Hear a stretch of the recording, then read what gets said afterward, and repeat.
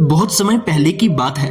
एक गुरु का एक आश्रम था जहां पर कई शिष्य उनसे शिक्षा ग्रहण किया करते थे। वे सभी अपने में मस्त रहते थे, लेकिन उन्हीं सभी शिष्यों में से एक शिष्य ऐसा भी था जो हमेशा शांत रहता था, जिसे अकेले रहना पसंद था। वह अपना सारा काम खत्म करके एक स्थान पर बैठ जाता था और कुछ सोच विचार करने में लग जाता था। वह वहां बैठा हुआ आसपास की चीजों को ध्यान से देखता था। कभी पेड़ों को देखता था, कभी पत्तियों को देखता था, कभी आसपास के पत्थरों को देखता था, तो कभी सर उठाकर आकाश की ओर देखता था। वो उनका निरीक्षण करता था। वह चाहे आश्रम का काम करके कितना भी थक क्यों न जाए, लेकिन उसे इस तरह से अकेले बैठना और इन सभी चीजों को देखना, उन पर विचार करना, उनका निरीक्षण करना उसे बहुत पसंद था। उसे ये सब करके बहुत आनंद आता था, बहुत खुशी मिलती थी। उसकी सारी थकान मिट जाती थी और वह अपने आप को फिर से एक बार तरोताजा महसूस करता था। जब भी उसके मन में कोई दुविधा होती थी या कोई प्रश्न होता था, तो वह उसी तरह से वहां जाकर अकेले बैठ जाया करता था और देखते ही देखते उस समस्या का समाधान भी निकाल लिया करता था। इसके बाद उसे बहुत खुशी मिला करती थी। देखते ही देखते अकेलापन उसका एक बहुत अच्छा साथी बन चुका था। लेकिन आश्रम के बाकी शिष्यों को उसका इस तरह से बैठे रहना पसंद नहीं था। वे लोग उसे चिढ़ाते थे, उसका मजाक बनाते थे, उसे तरह तरह की बातें कहते थे, क्योंकि जब बाकी के शिष्य अपना काम कर लेते थे तो वह एक दूसरे के साथ बातें किया करते थे, एक दूसरे के साथ खेला करते थे या फिर किसी विषय पर चर्चा किया करते थे। लेकिन वह शिष्य अकेला ही जाकर उस जगह पर बैठ जाया करता था और शांति से सभी चीजों को निहारा करता था। वह कभी किसी से बात नहीं करता था। उस पूरे आश्रम में उसके केवल गिन चुनकर ही कुछ दोस्त थे और जितने भी उसके दोस्त थे वह उनसे ज्यादा बातें नहीं किया करते थे। वो हमेशा अकेले ही रहता था। वो हमेशा अपने आप से ही बातें किया करता था। इसलिए आश्रम के बाकी सारे शिष्य उसे पागल और घमंडी कहा करते थे। वे कहते थे, इसे तो कुछ भी नहीं आता है, ये तो व्यर्थ ही यहाँ पर आकर बैठ जाता है। जबकि हम सब किसी न किसी विषय पर चर्चा किया करते हैं, उस विषय पर ज्ञान हासिल करते हैं, लेकिन ये तो मूर्ख है जो यहाँ पर आकर शांति से बैठ जाता है। ये व्यर्थ में ही अपना समय गवा रहा है। आश्रम का हर शिष्य उससे न जाने कैसी कैसी बातें किया करता था, लेकिन कभी भी किसी की बातों का बुरा नहीं मानता था और ना ही कभी किसी की बातों पर ज्यादा ध्यान देता था। उसका पूरा ध्यान केवल खुद पर रहता था और वह अपने में ही मस्त रहता था। ऐसे ही कई दिनों तक चलता रहा और जब भी लोग उसके बारे में तरह तरह की बातें किया करते थे तो उसके मन में भी यह प्रश्न उठने लगा कि क्या वह सही में अपना समय व्यर्थ कर रहा है, कहीं वह अकेला रहकर कोई गलती तो नहीं कर रहा है। उसके मन में तरह तरह के प्रश्न उठने लगे। वह अब इस सोच में पड़ गया था, जिस तरह से मैं इस आश्रम में रहता हूँ उस तरह से इस आश्रम में और कोई भी नहीं रहता है। बाकी सभी शिष्य अपना काम खत्म करके खेलते हैं, किसी न किसी विषय पर चर्चा किया करते हैं, एक दूसरे से बातें किया करते हैं, लेकिन मैं अपना ज्यादातर समय यहाँ पर बैठकर बिताता हूँ। किसी न किसी चीज को देखता रहता हूँ, उसका निरीक्षण करता हूँ। मुझे अकेले रहना बहुत पसंद है। कहीं मैं सचमुच पागल तो नहीं हो गया हूँ? और जब उससे रहा नहीं गया, वह तुरंत ही अपने गुरु के पास पहुँचता है, उन्हें प्रणाम करता है और अपने गुरु से कहता है कि हे गुरुवर, इस आश्रम के सभी शिष्य मुझे पागल कहते हैं, मुझे मूर्ख कहते हैं, घमंडी कहते हैं। लोग कहते हैं कि मैं अपना समय व्यर्थ में ही बर्बाद कर रहा हूँ, क्योंकि इस आश्रम के बाकी सारे शिष्य जब अपना काम खत्म कर लेते हैं तो वह एक दूसरे से बातें किया करते हैं, अपना समय चर्चा में बिताते हैं और तो और एक दूसरे के साथ खेल कूद करते हैं। लेकिन मैं ऐसा नहीं हूँ। मुझे अकेले रहना पसंद है और मैं हमेशा अकेला ही रहता हूँ। मैं शांत रहता हूँ क्योंकि मुझे उसमें आनंद मिलता है, मुझे उसमें शांति मिलती है। परंतु हे गुरुवर, इस आश्रम के सभी शिष्य मुझसे यही बात कहते हैं कि मैं व्यर्थ में ही अपना समय गवा रहा हूँ। कहीं मैं सचमुच पागल तो नहीं हो गया हूँ? कहीं मैं अकेले रहकर कोई गलती तो नहीं कर रहा हूँ? एक एक करके उस शिष्य ने अपनी सारी परेशानियां अपने गुरु के सामने रख दी। उन गुरु ने अपने शिष्य की सारी बातें बड़े ही ध्यान पूर्वक सुनी और उसके बाद वह अपने शिष्य से कहते हैं, इसमें उदास होने वाली क्या बात है? अकेले ही रहने से लोग सफलता की ओर आगे बढ़ जाते हैं। बहुत सारे बड़े बड़े तपस्वी अकेले रहकर ही साधना किया करते हैं, तो इसमें बुरी बात क्या है? अकेले रहने से किसी भी इंसान को कोई नुकसान नहीं होता है। अकेला रहना सफलता का रहस्य है। सफलता पाने के लिए कठोर परिश्रम और तप करना पड़ता है और उन्हीं में से एक तप है अकेले रहना। अकेलापन हमें खुद से मिलाता है।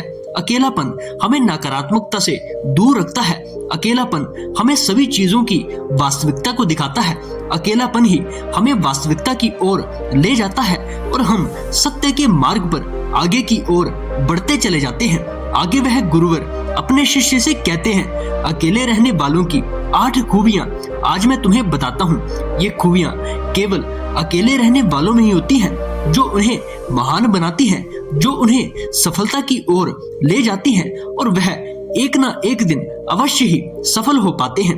आगे वह गुरुवर अपने शिष्य से अकेलेपन की पहली खूबी बताते हुए कहते हैं, अकेले रहने वाले व्यक्ति हमेशा दूसरों से अलग होते हैं। वह दूसरों से अलग सोचते हैं, वह दूसरों से अलग देखते हैं और यही उनकी सबसे बड़ी खासियत होती है, क्योंकि हर इंसान में कुछ ना कुछ खूबी तो अवश्य ही होती है और इन खासियत के बारे में हमें तब पता चलता है जब कोई व्यक्ति खुद के साथ समय बिताता है, जब वह एकांत में रहता है, अकेलेपन में रहता है, तभी वो अपने आप को समझ पाता है और अपने आप की इन खूबियों के बारे में जान पाता है। जब कोई व्यक्ति एकांत में रहता है तो वह इस संसारी जीवन से ताल्लुक नहीं रख पाता है और वह बिना किसी से प्रभावित हुए अपनी जिंदगी एक अलग ढंग से जीता है, अलग नजरिए से जीता है। जबकि जो व्यक्ति इस संसारी जीवन से घुल मिलकर रहता है, जो इस संसार के बिना रह नहीं सकता है,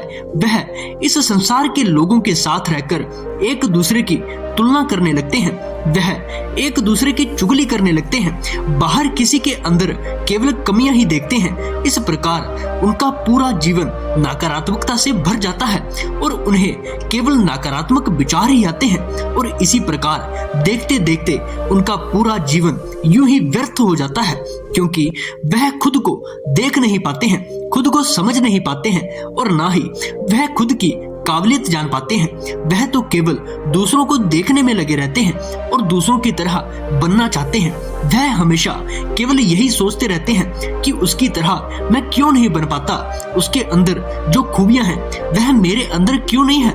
लेकिन जब आप अकेले रहते हो, एकांत में रहते हो, तब आपको ये सब कुछ अच्छी तरह समझ में आने लगता है। आप वास्तविकता की ओर आगे बढ़ते हो, खुद को जान पाते हो, खुद को समझ पाते हो और खुद की खूबियों का पता लगा पाते हो। तब आपको ये भी एहसास हो जाता है कि आप दूसरों से अलग क्यों हो, ऐसी क्या चीज है जो आपको दूसरों से अलग बनाती है। और जब आप खुद को जान पाते हैं, खुद को समझ पाते हैं, खुद की काबिलियत को पहचान पाते हैं, तो आपके भीतर एक सकारात्मक ऊर्जा उत्पन्न होने लगती है, जिससे आप हमेशा ऊर्जावान और अच्छा महसूस कर पाते हैं। आगे वह गुरुवर अपने शिष्य को अगली आदत बताते हुए कहते हैं, एक अकेले रहने वाला इंसान कभी दूसरों की चुगली नहीं करता है, कभी दूसरों से तुलना नहीं करता है। वह अपने जीवन की बागडोर अपने हाथों में ही रखता है। वह जब चाहे खुश हो सकता है और जब चाहे दुखी हो सकता है। लेकिन एक संसारी जीवन में रहने वाला व्यक्ति, उसके जीवन की बागडोर हमेशा दूसरों के हाथों में होती है। वह हमेशा दूसरों से तुलना करने में लगा रहता है। जब वह व्यक्ति किसी खुशी को प्राप्त करता है तो उसकी खुशी देखकर उसके मन में जलन की भावना उत्पन्न होती है। आप उससे ईर्ष्या करने लगते हैं, घृणा करने लगते हैं, जिस कारण आप दुखी हो जाते हैं और आपके मन में नकारात्मक विचार उत्पन्न होने लगते हैं। लेकिन जब वही व्यक्ति किसी कारणवश दुखी होता है तो आप बहुत खुश हो जाते हैं। उसे दुखी देखकर आपको जो संतुष्टि, जो खुशी प्राप्त होती है, जो आनंद मिलता है, वो आनंद आज से पहले आप कभी भी अनुभव नहीं कर पाते हैं। इसी प्रकार हर एक व्यक्ति, हर एक मनुष्य एक दूसरे से ईर्ष्या करने में लगा हुआ है। यदि कोई व्यक्ति अपनी मेहनत से नई ऊंचाइयों को छूता है, तब भी आपको उससे जलन होती है, उससे ईर्ष्या होती है, क्योंकि आप उस ऊंचाई तक नहीं पहुंच पाए। लेकिन आप ये नहीं सोचते हैं कि आपको उससे जलने की बजाय, उससे ईर्ष्या करने की बजाय उससे सीखना चाहिए कि वह किस तरह से उन ऊंचाइयों तक पहुंचा है, ताकि आप ही उन्हीं कदमों पर चलकर एक दिन उन ऊंचाइयों को पा सके।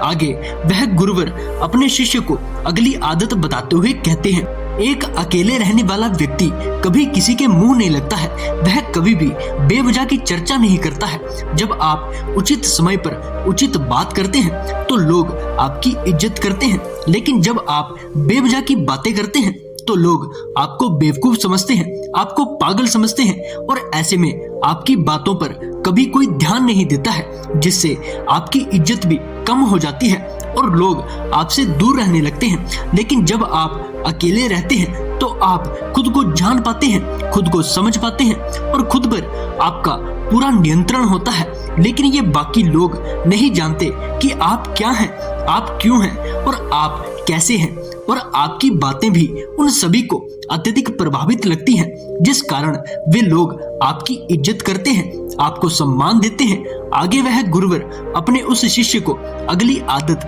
बताते हुए कहते हैं, अकेले रहने वाला व्यक्ति हमेशा सकारात्मक और रचनात्मक ढंग से सोचता है, क्योंकि वह अच्छी तरह से सोच पाते हैं, समझ पाते हैं। अकेले रहने वाले लोगों के पास सोचने के लिए ज्यादा समय होता है, जिससे वह सामान्य लोगों की तुलना में और भी बेहतर ढंग से रचनात्मक तरीके से सोच पाते हैं।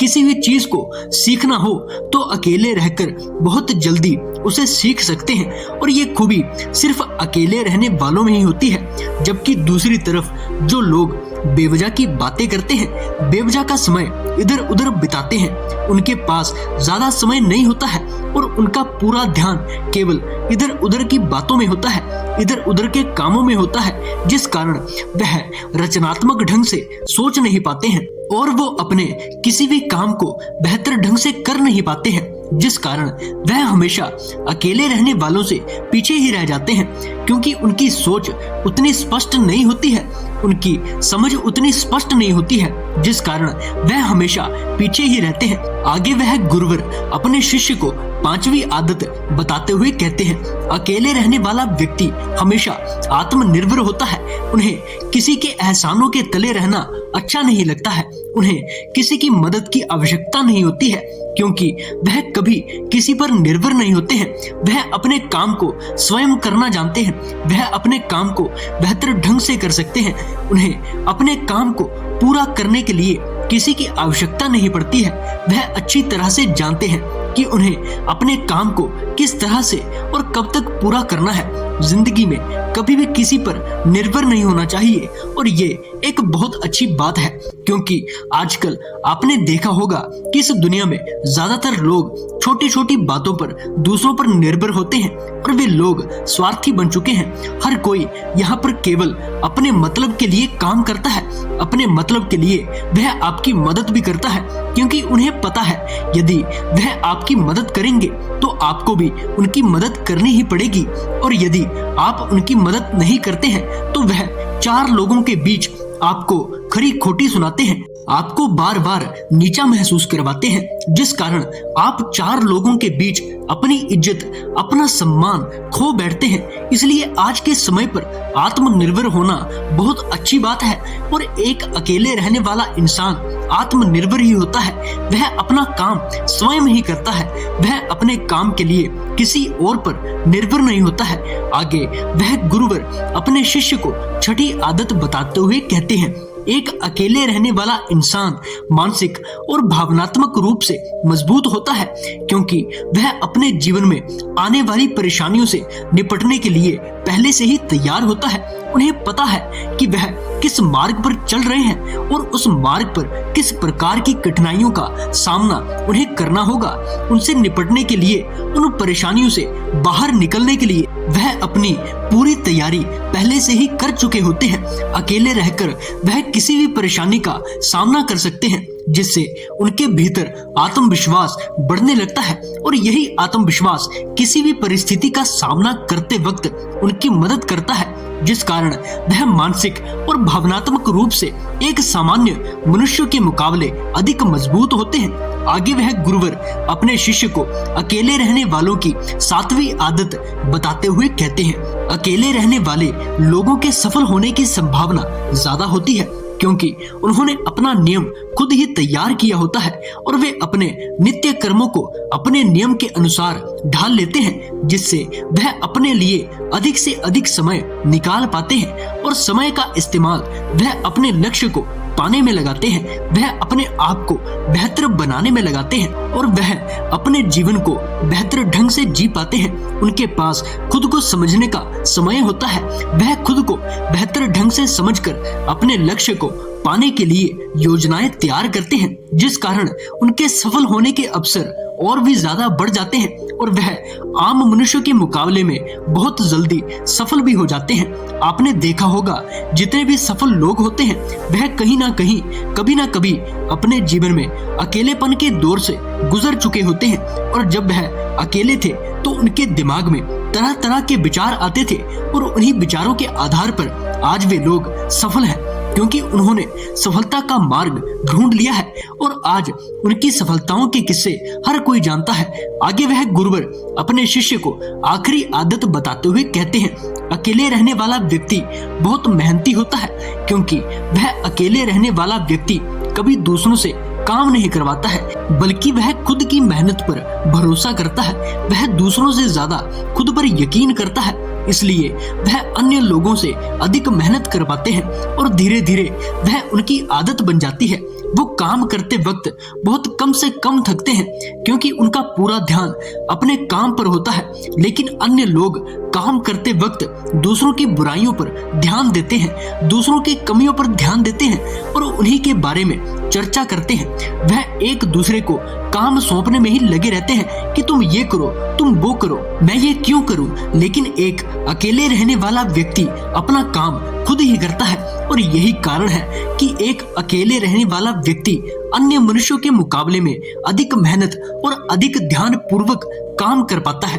वह कभी किसी पर निर्भर नहीं रहता है, वह केवल अपने आप पर निर्भर होता है। इसलिए अकेले रहने वाले व्यक्ति बहुत जल्दी सफल हो जाते हैं और अन्य लोग केवल उन्हें देखते ही रह जाते हैं। आगे वह गुरुवर अपने शिष्य से कहते हैं, अकेले रहना एक वरदान है, इसलिए तुम्हें अपने अकेले रहने पर कभी शक नहीं करना चाहिए, इस पर कभी सवाल नहीं उठाने चाहिए। दूसरों की बातों में आकर नकारात्मक मत सोचो, क्योंकि अकेले रहने वाला इंसान सत्य को जान सकता है, वह ज्यादा मेहनत करता है, वह अपने बारे में जान पाता है, जिससे तुम्हारे भीतर इच्छा शक्ति बढ़ने लगती है और जब तुम्हारे भीतर इच्छा शक्ति बढ़ने लगती है तो तुम किसी भी लक्ष्य को हासिल कर सकते हो, तुम अपने कार्य को ध्यान पूर्वक कर सकते हो और एक अकेले रहने वाले व्यक्ति के मन में कभी भी नकारात्मक विचार नहीं आते हैं। वह हमेशा सकारात्मक सोचता है, सकारात्मक ढंग से अपने जीवन को देखता है, अपने कार्य में वह हमेशा सकारात्मक ही रहता है। उसका नजरिया, उसकी सोच, उसका काम करने का ढंग सब कुछ सकारात्मक होता है। इसी कारण वह हर मनुष्य के मुकाबले में बेहतर होता है और अपने काम को बेहतर ढंग से कर पाता है। वह अपने जीवन को बेहतर ढंग से जी पाता है और साथ ही साथ वह अपने जीवन में कभी भी किसी भी लक्ष्य को हासिल करने में पूरी तरह से सक्षम होते हैं। इतना कहकर वह गुरुवर शांत हो गए और वह शिष्य अपने गुरु को प्रणाम करके वापस आश्रम में लौट गया और अब उसे यह अच्छी तरह से समझ में आ चुका था कि वह अकेले रहकर कोई गलती नहीं कर रहा है, बल्कि वह अपने जीवन को और बेहतर बना रहा है, वह औरों से बेहतर है। दोस्तों, अब मैं आपको अकेले खुश रहने की एक और कहानी सुनाना चाहता हूँ। उम्मीद करता हूँ कि आपने इस कहानी से जरूर कुछ न कुछ सीखा होगा। एक नगर में एक व्यक्ति रहता था। वो व्यक्ति एक बात से बहुत परेशान था कि दुनिया में उसे कोई प्यार नहीं करता है, वो बहुत अकेला है। सब उससे मतलब के लिए संबंध रखते हैं, मतलब खत्म होते ही सब उससे दूर हो जाते हैं। हमारी जिंदगी में हम सब बहुत अकेले हैं, हर कोई किसी न किसी का साथ ढूंढने में लगा है लेकिन अंत में सब अकेले रह जाते हैं। अपने इसी अकेलेपन से परेशान होकर एक दिन वो व्यक्ति अपना घर बार छोड़कर निकल गया। वो निरंतर चलता ही जा रहा था। तभी रास्ते में उसे एक आश्रम दिखाई दिया। उस आश्रम में बहुत ही शांति नजर आ रही थी। सभी शिष्य ध्यान में लीन थे। ये देखकर वो व्यक्ति उस आश्रम के नजदीक गया। जब वो उस आश्रम के नजदीक जाता है तो उस समय गुरु अपने शिष्यों को उपदेश दे रहे थे, उनको ध्यान करना सिखा रहे थे। तभी उन उपदेशों के बीच एक शिष्य खड़ा हुआ और गुरु से पूछने लगा कि हे गुरुदेव, आखिर ध्यान करने से क्या होता है? आप हमें ध्यान करना क्यों सिखाते हैं? उस शिष्य की ऐसी बात सुनकर गुरु मुस्कुराए और गुरु ने उस शिष्य से कहा कि पुत्र, सही बात तो ये है कि ध्यान हमें अकेला कर देता है। हम जितने अकेले हो जाते हैं उतने ही ध्यान में उतरने लगते हैं। ध्यान से ही हमें खुशी प्राप्त होती है। ध्यान हमें जिंदगी को जीने का सही तरीका समझाता है। ध्यान हमें सत्य से रूबरू करवाता है। ध्यान से हम बड़ी से बड़ी चिंता से मुक्ति पा सकते हैं। ध्यान हमें अपने आप से मिलाता है। अगर तुमने ध्यान को अच्छे से सीख लिया तो तुम्हें कभी भी किसी दूसरे व्यक्ति की आवश्यकता नहीं होगी। ध्यान अपने आप में संपूर्ण है। वो व्यक्ति जो बाहर खड़ा था वो गुरु की ओर ये सारी बातें सुन रहा था। जब उसने गुरु के मुख से ये सारी बातें सुनी कि ध्यान सीख लेने के बाद हमें किसी की भी आवश्यकता नहीं होगी और आप अकेला महसूस नहीं करोगे, तो ऐसी बात सुनकर वो तुरंत गुरु के पास गया और वहां पर जाकर उसने गुरु से कहा कि हे गुरुदेव, अभी आप अपने शिष्यों से कह रहे थे कि ध्यान हमें अकेला कर देता है, तो गुरुदेव, आपके इन सभी शिष्यों में से मैं सबसे श्रेष्ठ हूँ, क्योंकि ये तो ध्यान करके अपने आप को अकेला करते हैं और मैं तो पहले से ही बहुत अकेला हूँ। इस संसार में मेरा कोई भी नहीं है जिसे मैं अपना कह सकूं। मैं बहुत अकेला हूँ। गुरु ने उस व्यक्ति की बात को बड़े ही ध्यान पूर्वक सुना और फिर गुरु उसकी तरफ देखते हुए बोले कि अगर तुम अकेले हो तो तुम्हारे पीछे ये तुम्हारे परिवार वाले, तुम्हारे मित्र, तुम्हारे शत्रु साथ साथ क्यों आ रहे हैं? जब गुरु ने ऐसा कहा तो वो व्यक्ति हाथ से चकित रह गया। उसने सोचा कि मैं तो अपने परिवार वालों को, अपने शत्रुओं को, अपने मित्रों को सब कुछ छोड़ छाड़ कर यहाँ पर आया हूँ, भला वो मेरे पीछे क्यों आ रहे हैं? ये सोचकर वो तुरंत पीछे मुड़ा। जब वो पीछे मुड़ा तो उसने देखा कि उसके पीछे तो कोई भी नहीं है। फिर उस व्यक्ति ने गुरु से कहा कि गुरुदेव, कौन है? यहाँ कोई नहीं है, मेरे पीछे तो कोई भी नहीं है। मेरे परिवार वालों ने मुझे कब का छोड़ दिया। मेरे मित्र मुझे याद भी नहीं करते हैं और मित्र तो दूर, शत्रु भी मुझे याद नहीं करते हैं। कोई मुझे याद भी नहीं करता है, मुझे कोई नहीं बुलाता है। फिर मेरे पीछे कोई क्यों आएगा? ये सब तो मेरी बात भी सुनना नहीं चाहते हैं। कोई मुझे बिना वजह याद भी नहीं करता है। इन सब के लिए मेरा होना या फिर ना होना एक बराबर है। तो आप ही बताइए गुरुदेव, आखिर वो मेरे साथ और मुझे ढूंढते ढूंढते यहाँ पर क्यों आएंगे? उस व्यक्ति की पूरी बात सुनने के बाद गुरु मुस्कुराए और उस व्यक्ति से बोले कि तुम जो कह रहे हो वो ठीक है, लेकिन जब तक ये सब लोग तुम्हारे पीछे खड़े रहेंगे तब तक तुम अकेले हो ही नहीं सकते हो। पहले तुम इन सबको घर पर छोड़ कर आओ। गुरु की ऐसी बातें सुनकर वो व्यक्ति पीछे फिर से मुड़ता है और गुरु से बोलता है कि गुरुदेव, आप मेरा मजाक क्यों बना रहे हैं? मैं कितनी बार बोल चुका हूँ कि मेरे पीछे कोई भी नहीं है, मैं यहाँ पर अकेला हूँ। फिर आप मुझे बार बार ये क्यों कह रहे हैं कि तुम्हारे पीछे जो खड़े हैं उन्हें छोड़ कर आओ? आखिर मेरे पीछे कौन खड़ा है? मुझे तो कोई दिखाई नहीं दे रहा है। आखिर मैं किसको छोड़ कर आऊं? जब मेरे साथ कोई आया ही नहीं है तो मैं किसे छोड़ कर आऊं? उस व्यक्ति की ये बात सुनकर गुरु मुस्कुराए और उस व्यक्ति से बोले कि तुम मुझसे क्या चाहते हो? ये सुनकर वो व्यक्ति गुरु से कहता है कि हे गुरुदेव, मैं आपका शिष्य बनना चाहता हूँ, कृपया मुझे आप अपना शिष्य बना लीजिए। मैं बहुत अकेला हूँ, मुझे किसी का साथ चाहिए। उस व्यक्ति की बात सुनकर गुरु ने बोला कि चलो ठीक है, लेकिन तुम यहाँ पर 30 दिन के लिए रहोगे। उसके बाद मैं निर्णय कर पाऊंगा कि तुम्हें अपना शिष्य बनाना है या फिर नहीं बनाना है, और इन 30 दिनों में तुम ध्यान का अभ्यास करोगे। गुरु की ऐसी बातें सुनकर वो व्यक्ति उनकी बात मान जाता है और वो आश्रम में ही रुक जाता है। फिर अगले दिन गुरु उस शिष्य के पास आते हैं और उनसे कहते हैं कि तुम किससे बातें कर रहे हो? तो वह शिष्य कहता है कि मैं किसी से भी बातें नहीं कर रहा हूँ, क्योंकि यहाँ पर कोई भी नहीं है जिससे मैं बात कर सकूं। उस व्यक्ति की बात सुनकर गुरु ने कहा कि चलो ठीक है, ध्यान का अभ्यास करो। फिर वो व्यक्ति ध्यान का अभ्यास करने के लिए बैठ जाता है, लेकिन उस व्यक्ति को पहले दिन अभ्यास करने में बड़ी परेशानी आई। वो ठीक से लगातार बैठ भी नहीं पा रहा था। वह थोड़ी भी देर बैठता तो उसके पैर सुन्न हो जाते। फिर उस व्यक्ति ने गुरु से कहा कि गुरुदेव, मेरे से एक जगह लगातार बैठा नहीं जा सकता है, तो मैं थोड़ी देर बैठता हूँ तो मेरे पैर सुन्न हो जाते हैं। उस व्यक्ति की बात सुनकर गुरु ने उस व्यक्ति से कहा कि तुम जितनी देर आराम से बैठ सकते हो उतनी ही देर बैठो, उसके बाद थोड़ा चलो, थोड़ा घूमो और फिर आकर बैठो और ध्यान करो। फिर दूसरे दिन सुबह सुबह ही गुरु फिर से उस व्यक्ति के पास आते हैं। उस व्यक्ति से कहते हैं कि कौन आया है, यहाँ पर किसके साथ बातचीत कर रहे हो? गुरु की ऐसी बातें सुनकर उस व्यक्ति ने कहा कि गुरुदेव, यहाँ पर तो कोई भी नहीं आया है, आप देख सकते हैं, और जब मैं कुछ बोल ही नहीं रहा हूँ, मैं बातचीत ही नहीं कर रहा हूँ, तो मैं किससे बात करूंगा? उस व्यक्ति की बात सुनकर गुरु ने कहा चलो ठीक है, ध्यान का अभ्यास करो। फिर उस व्यक्ति ने गुरु से कहा कि गुरुदेव, क्या आंख बंद करके बैठ जाना ही ध्यान है?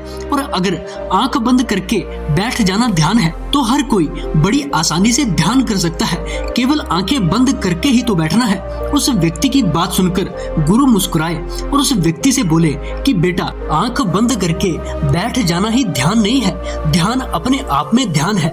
हमें किसी भी एक चीज पर ध्यान देना है, किसी भी एक चीज पर जिस पर तुम ध्यान दे सकते हो, किसी भी एक चीज पर जो लगातार आती है। वो बाहर की ओर भी हो सकती है, वो अंदर की ओर भी हो सकती है। जैसे बाहर तुम किसी वस्तु की तरफ लगातार देख पा रहे हो, या बाहर की कोई आवाज हो सकती है जिस पर तुम निरंतर ध्यान दे सको।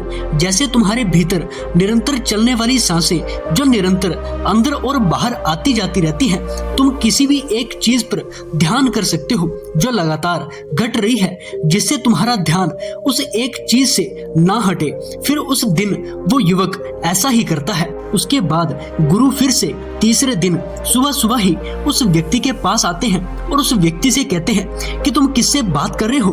बड़ी जोरों से आवाज आ रही है, यहाँ शांत होने के लिए आए हो या फिर दूसरों को अशांत करने के लिए आए हो?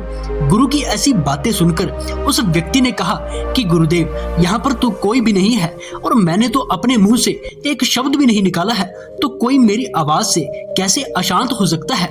यहाँ पर ना तो कोई मुझे जानता है और ना ही मैं किसी को जानता हूँ, तो भला मेरे पास कौन आएगा और मैं किससे बात करूंगा? उस व्यक्ति की बात सुनकर गुरु उस व्यक्ति से कहते हैं कि चलो ठीक है, कोई बात नहीं, हम ध्यान का अभ्यास करते हैं। फिर व्यक्ति ने गुरु से कहा कि गुरुदेव, आपने कहा था कि सांसों पर ध्यान दो, मतलब एक ऐसी चीज पर ध्यान दो जो लगातार चल रही है। लेकिन गुरुदेव, जब मैं अपनी सांसों पर ध्यान देता हूँ तो मेरा ध्यान लगातार नहीं रहता है, मैं कहीं भटक जाता हूँ। बहुत ही पुरानी पुरानी चीजें मुझे याद आने लगती हैं और बहुत देर बाद मुझे याद आता है कि मैं तो ध्यान करने बैठा था।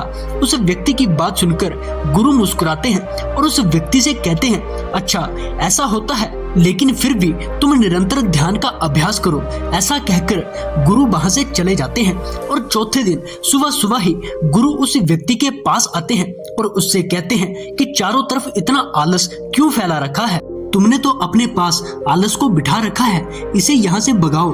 गुरु की ऐसी बातें सुनकर व्यक्ति को अंदर ही अंदर बहुत ज्यादा क्रोध आता है, लेकिन वो अपने क्रोध को शांत करके गुरु से कहता है कि गुरुदेव, यहाँ पर तो कोई भी नहीं है, आपको यहाँ कौन दिखाई दे रहा है? मुझे तो कोई भी नहीं दिखाई दे रहा है, और आप रोज ही रोज एक बात क्यों कहते हैं कि यहाँ पर कोई है, लेकिन यहाँ पर कोई नहीं होता है? ये सुनकर गुरु ने कहा कि चलो ठीक है, अब आओ ध्यान का अभ्यास करते हैं। फिर वो व्यक्ति ध्यान का अभ्यास करने के लिए बैठता है। वो कुछ देर ध्यान करता है और फिर थोड़ी देर बाद गुरु से बोलता है कि गुरुदेव, अब मैं पहले से ज्यादा अपनी सांसों पर ध्यान दे पा रहा हूँ, लेकिन मुझे नींद आने लगी है, मुझे आलस आने लगा है। ध्यान करते करते मैं सो जाता हूँ, फिर मैं ध्यान नहीं दे पाता हूँ और मुझे नींद आ जाती है। ये सुनकर गुरु ने कहा, अच्छा ये बात है, चलो ठीक है, आप थोड़ी देर आराम करो, फिर ध्यान करने बैठ जाना। ऐसे ही चौथा दिन भी निकल गया। फिर 5वें दिन सुबह सुबह ही गुरु उस व्यक्ति के पास आते हैं और उससे कहते हैं कि तुमने ये क्या कर रखा है, इतने सारे लोगों को यहाँ पर इकट्ठा क्यों कर रखा है? जब तुम यहाँ पर अकेले आए थे तो इन सब लोगों को यहाँ पर क्या ही काम है? मुझे ये सब बिल्कुल अच्छा नहीं लगता है। तुम एक काम करो, इन्हें अपने घर पर वापस छोड़ कर आओ। गुरु की ऐसी बातें सुनकर उस व्यक्ति ने मन ही मन सोचा कि ये गुरुदेव तो पागल हैं। जब यहाँ पर कोई नहीं होता है तब भी ये कहते हैं कि यहाँ पर कोई है। ये गुरुदेव मेरे साथ मजाक तो नहीं कर रहे हैं, या फिर ये मुझे बेवकूफ तो नहीं बना रहे हैं। रोज के रोज आते हैं और मुझसे कहते हैं कि यहाँ पर कोई है, जबकि यहाँ पर कोई भी नहीं होता है। यहाँ पर तो सिर्फ मैं ही होता हूँ। इस कुटिया में अकेला रहता हूँ, फिर भी गुरुदेव को पता नहीं ऐसा क्यों लगता है कि मेरे साथ यहाँ पर कोई और भी रहता है। इसके बाद वो व्यक्ति गुरु से कहता है कि गुरुदेव, मुझे क्षमा कीजिए, लेकिन जो आप देख रहे हैं वो मैं नहीं देख पा रहा हूँ। मुझे तो यहाँ पर कोई भी नहीं दिखाई देता है। उस व्यक्ति की बात सुनकर गुरु ने उस व्यक्ति से कहा कि चलो ठीक है, ध्यान के अभ्यास के लिए चलते हैं। फिर वो व्यक्ति उनके साथ ध्यान करने के लिए बैठ जाता है और बहुत देर ध्यान करने के बाद वो गुरु से बोलता है कि गुरुदेव, ध्यान करने में जो नींद की बाधा आ रही थी उस पर मैंने नियंत्रण कर लिया है। अब मुझे ध्यान करते समय नींद नहीं आती है, लेकिन अब मेरे मन में विचारों की बाढ़ सी आ गई है। इतने सारे विचार आंख खुलने के बाद भी मेरे मन में नहीं आते, जितने की आंख बंद करने पर आते हैं। एक के बाद एक विचार लगातार मेरे मन में आते रहते हैं और ऐसे ऐसे विचार आते हैं जिनके बारे में मैंने आज तक भी नहीं सोचा था। पता नहीं ये विचार कहाँ से आते हैं। उस व्यक्ति की बात सुनकर गुरु ने उस व्यक्ति से कहा कि अच्छा, तुम्हारे साथ ऐसा हो रहा है। फिर छठे दिन सुबह सुबह गुरु उस व्यक्ति के पास आए और एक डंडा उठाकर उस व्यक्ति को मारने लगे और उसके पैरों पर मारते मारते उससे कहा कि मैंने तुम्हें कितनी बार कहा है कि मुझे यहाँ पर ये सब लोग नहीं चाहिए। क्यों तुम रोज के रोज इन्हें यहाँ बुला लेते हो? और तुमने यहाँ कितनी भीड़ इकट्ठा कर रखी है। यहाँ से इन्हें हटाओ, इन सबको हटा दो और आज के बाद यहाँ पर मुझे ये सब दिखाई नहीं देने चाहिए। तुमने किसी के साथ भी बकबक की तो मैं तुम्हें आश्रम से निकाल दूंगा। गुरु की ऐसी बातें सुनकर व्यक्ति को अजीब लगा। फिर उसने गुरु से कहा कि गुरुदेव, मुझे समझ नहीं आ रहा है कि आप मुझे क्या कहना चाहते हैं। मुझे यहाँ पर कोई नहीं दिखाई दे रहा है, लेकिन आपको पता नहीं यहाँ पर कौन दिखाई देता है और आप मुझे ये सब क्यों कहते हैं? आखिर कौन है यहाँ पर और आपको क्या दिखाई दे रहा है? यहाँ मुझे तो कोई भी नहीं दिखाई देता है और मैं यहाँ पर किसी से भी बात नहीं करता हूँ। फिर आपको आवाजें कहाँ से आती हैं? उस व्यक्ति की बात सुनकर गुरु ने उस व्यक्ति से कहा कि पुत्र, क्या तुम्हारे घर वाले, क्या तुम्हारे रिश्तेदार, क्या तुम्हारे मित्र, क्या तुम्हारे शत्रु, क्या तुम्हारी जिज्ञासा, क्या तुम्हारी इच्छाएं, क्या तुम्हारे सपने, क्या तुम्हारी कामनाएं और क्या तुम्हारी वासनाएं, क्या ये सब तुमसे मिलने नहीं आती हैं? गुरु की ऐसी बातें सुनकर वो व्यक्ति गुरु से बोला कि नहीं गुरुदेव, मुझसे मिलने यहाँ पर कोई भी नहीं आता है। मैं तो अकेला हूँ और मेरा तो कोई भी नहीं है। ये सुनकर गुरु ने उस व्यक्ति की टांगों में एक और बार से डंडा मारा और बहुत जोर से मारा और उससे कहा कि बैठ जाओ, अभी बैठ जाओ और ध्यान लगाओ और इस बात का ध्यान रखना कि तुम्हारे ध्यान में कोई भी नहीं आना चाहिए। अगर फिर से कोई आया तो तुम मुझे बताना। फिर वो व्यक्ति ध्यान करने के लिए बैठ जाता है। घंटों ध्यान करने के बाद अचानक उसके मन में तरह तरह के विचार आने लगते हैं। वो अपनी आंखें खोलता है और गुरु से कहता है कि गुरुदेव, माँ आई है और पिताजी भी साथ आए हैं। वो दोनों बड़े दुखी हैं। वो मुझे बुला रहे हैं और मेरे से कह रहे थे कि मेरे बड़े भाई की पत्नी मेरे बड़े भाई के साथ अच्छा व्यवहार नहीं कर रही है और उनके साथ भी बहुत बुरा कर रही है। वह उन्हें भी खाना नहीं देती है और उनको भी भला बुरा कहती है। और मेरी माँ मुझसे कह रही है कि तेरी भाभी ने हमें घर से निकाल दिया है। गुरुदेव, मेरी प्रेमिका भी आई है और मुझसे कह रही है कि वो मेरे जाने से बहुत दुखी है। वो मेरे बिना नहीं रह सकती है, लेकिन उसके घर वाले उसकी शादी जबरदस्ती किसी और से करवा रहे हैं। वो तो मेरे से पूछ रही है क्या वो किसी और से शादी कर ले? और गुरुदेव, मेरे मित्र भी आए हैं क्योंकि मैंने उनसे कर्ज ले रखा है और वो मुझसे अपना कर्ज मांग रहे हैं। वो मुझे धोखेबाज कह रहे हैं। गुरुदेव, मेरे शत्रु भी आए हैं लेकिन वो मुझे मारना नहीं चाहते हैं क्योंकि वो मुझे कह रहे हैं कि तू तो पहले से ही मरा हुआ है और मरे हुए को क्या ही मारना है और तुझे मारकर हम क्या करेंगे। गुरुदेव, मुझे एक बड़ा सा घर दिखाई दे रहा है। ऐसा लग रहा है कि जैसे मैंने इसे खरीद लिया हो और इसमें मैं अपने माँ बाप के साथ रह रहा हूँ। मेरे माँ बाप बहुत खुश हैं और मैं उनकी सेवा कर रहा हूँ। ये सब देखकर मेरे भैया भाभी मुझसे जल रहे हैं और वो मेरी खुशामदी कर रहे हैं। और अब मैं अपने मित्रों में से सबसे अमीर हूँ और अब मैंने अपनी प्रेमिका से शादी भी कर ली है और हम दोनों अब बहुत खुश हैं। गुरुदेव, कोई मुझे पीट रहा है लेकिन मुझे उसका चेहरा याद नहीं आ रहा है। चेहरा देखने की कोशिश कर रहा हूँ। गुरुदेव, ये तो आप ही हैं। आप ही मुझे मार रहे हैं और कह रहे हैं कि इतनी भीड़ लेकर कहाँ जा रहे हो, अकेले चलो। इसके बाद वो व्यक्ति अपने ध्यान से उठ गया और गुरु के चरणों में जा गिरा और उनसे कहने लगा कि गुरुदेव, मैं अंधा था जो अपने आप को अकेला समझ रहा था, पर आज मैंने वो भीड़ देख ली है जिसे मैं अपने साथ लेकर घूम रहा था। हर कोई मेरे साथ ही था और मैं सोच रहा था कि मैं इतना बेचैन क्यों हूँ। अब मुझे समझ में आ गया है कि ये भीड़ मेरी बेचैनी की वजह थी। उस व्यक्ति की बात सुनकर गुरु ने कुछ भी नहीं कहा और वो चुपचाप वहां से चले गए। और वो व्यक्ति निरंतर ध्यान का अभ्यास करता रहा और फिर उसने गुरु के पास आना छोड़ दिया। उस व्यक्ति को ध्यान करते करते पूरे 30 दिन हो गए थे। फिर 30 दिन बाद वो व्यक्ति गुरु के पास आया और उससे आकर कहा कि गुरुदेव, जिन लोगों को मैं अपने साथ लेकर आया था उस भीड़ को आज सुबह ही मैंने विदा कर दिया है और अब मैं बहुत अकेला हूँ और बिल्कुल शांत हूँ और मेरे साथ आप भी नहीं है, मैं स्वयं भी नहीं हूँ। अब मुझे परम शांति महसूस हो रही है। अब मुझे लगता है कि जैसे जीवन में सारी समस्याएं समाप्त हो चुकी हैं। मुझे बहुत हल्का लग रहा है। गुरुदेव उसकी बातें सुनकर मुस्कुराते हैं और उस व्यक्ति से कहते हैं, अब तुम चाहो तो अपने इस अकेलेपन को लेकर वापस अपनी इस दुनिया में लौट सकते हो जहाँ पर तुम्हें किसी की जरूरत थी। अब तुम्हें किसी के भी साथ की जरूरत नहीं पड़ेगी। अब तुम संसार में तो रहोगे, आसपास भीड़ भी रहेगी, लेकिन तुम इस संसार में अकेले रहोगे। चाहे तुम्हारे रिश्तेदार हो, तुम्हारे मित्र हो, तुम्हारे शत्रु हो, चाहे समस्या कुछ भी हो, ये सारी चीजें तुम्हें छू भी नहीं पाएंगी। और अब तुम चाहो तो तुम मेरे शिष्य भी बन सकते हो क्योंकि ये मार्ग अभी अभी ही शुरू हुआ है।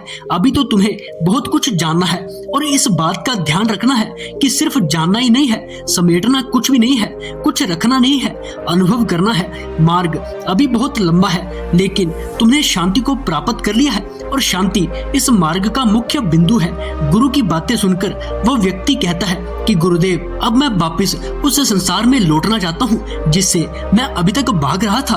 अब मैं अपनी जिम्मेदारियों को पूरा करना चाहता हूँ।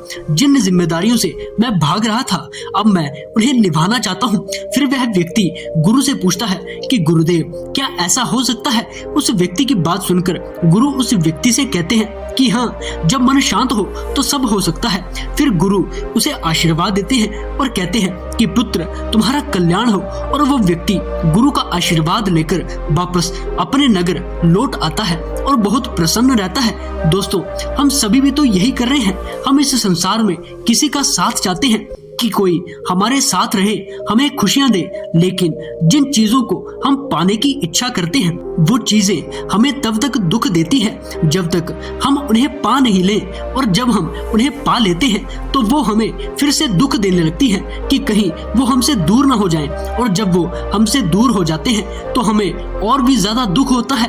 वो बहुत गहरा दुख होता है और जीवन भर चीजों को पकड़ने में लगे रहते हैं। लेकिन जो व्यक्ति अकेले रहना सीख लेता है वो अपने जीवन में बहुत प्रसन्न रहता है क्योंकि उसे किसी के आने जाने से कोई फर्क नहीं पड़ता है। उसे इस बात से कोई फर्क ही नहीं पड़ता है कि उसे कोई प्यार करता है या फिर कोई नफरत करता है। वह तो अपनी दुनिया में मस्त रहता है। आपका साथ कोई भी व्यक्ति अपनी मर्जी से दे ही नहीं सकता है। सभी व्यक्ति स्वार्थी होते हैं। वो किसी न किसी स्वार्थ की वजह से हमारे साथ जुड़े रहते हैं। जैसे ही उनका स्वार्थ पूरा होता है वो आपको छोड़कर चले जाते हैं और आप समझते हैं कि वो आपसे प्यार कर रहे थे वो सिर्फ और सिर्फ अपना स्वार्थ सिद्ध कर रहे थे।